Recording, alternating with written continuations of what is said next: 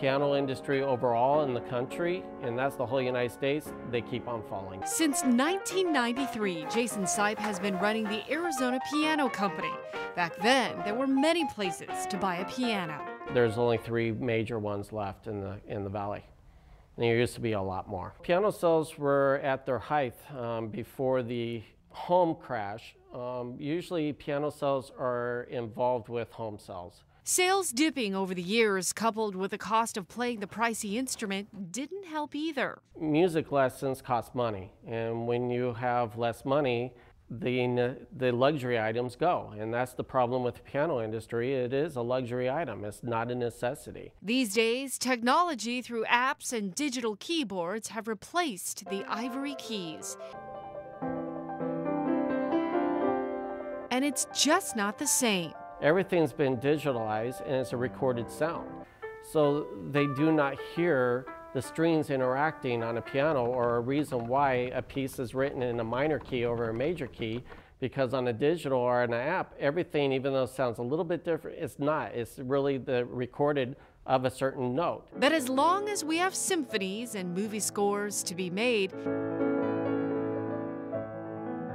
the piano will always strike a chord with many. They're here to stay. It's still going to be around, I really believe, to 100 years from now, because you cannot make an instrument like a piano electronically.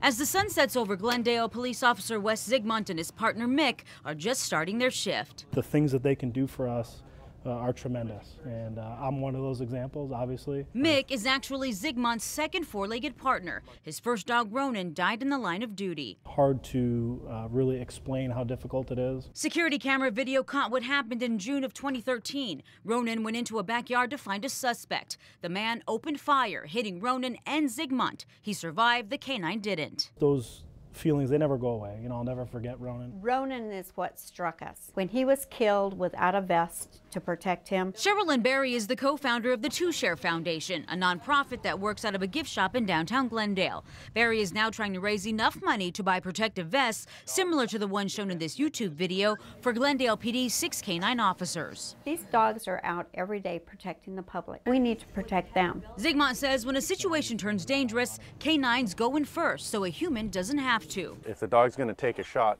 most of the time it's going to be in the front part of the dog. It gives them a fighting chance if there is a violent confrontation with somebody in the yard or home or wherever it may be. But protection isn't cheap. Each vest costs around $2,500. Money Zigmont feels is nothing compared to the service dogs like Ronan provide.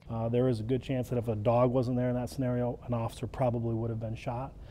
So that's, you know, you can't put a price on that.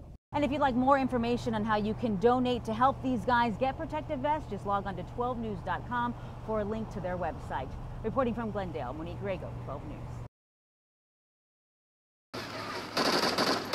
From virtual guns to real ones. I was in my bedroom, I came out, and guns all over. And my mom, she's 78 years old, she was in the bedroom sleeping. They went in there and basically just, they swatted the house.